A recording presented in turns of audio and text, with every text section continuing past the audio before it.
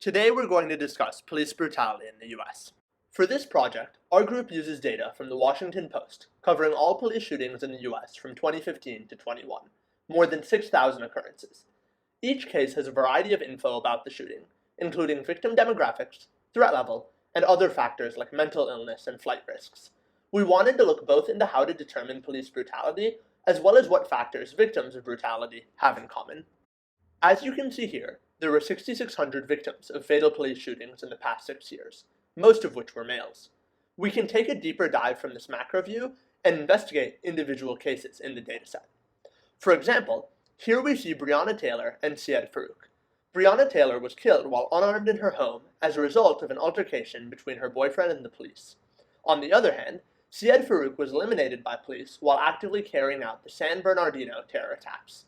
Our question becomes, how can we differentiate between these cases to determine cases of excess force? To understand whether force from the police was excessive or not, we define a function to assess the threat level of a situation. This threat level is a function of the victim's weapon and attack status. The weapon status ranges from unarmed to range. Threat increases as we move along the spectrum. A victim is also either attacking or not, with attacking causing the higher threat level. Once we have threat levels, we can break down our total victim count into individuals. While one's definition of excess force may vary based on their opinions on policing, our group chose to draw the threshold as shown. Completing this filtering leaves us with 1,391 victims of police brutality. We want to know what they have in common. We begin by looking at the proportion of population comprised by various demographic groups in the United States. We then compare this population breakdown to how frequently each demographic group occurs as a victim.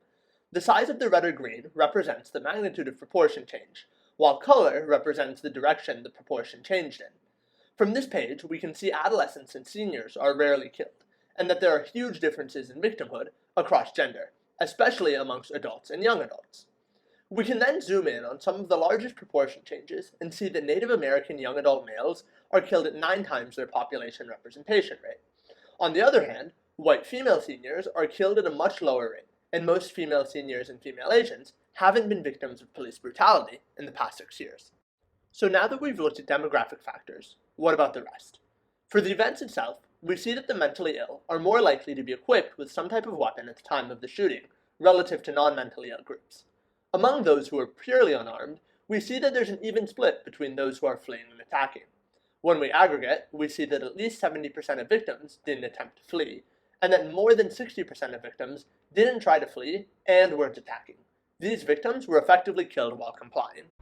To conclude, we note that nearly 10% of all killed by police are victims of excess force, the majority of which are adult and young adult males, with a leaning towards minority groups.